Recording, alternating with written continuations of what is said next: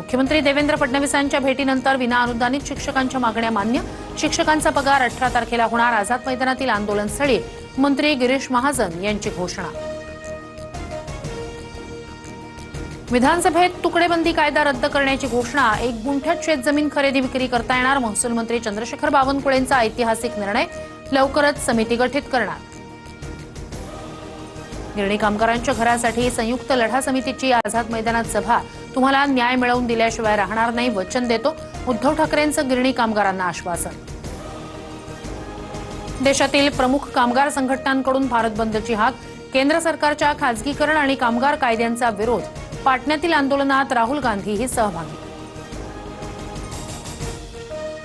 गुजरातमध्ये महिसागर नदीवरील पूल कोसळून दुर्घटना। 5 वाहनं नदीत पडून 10 जणांचा मृत्यू।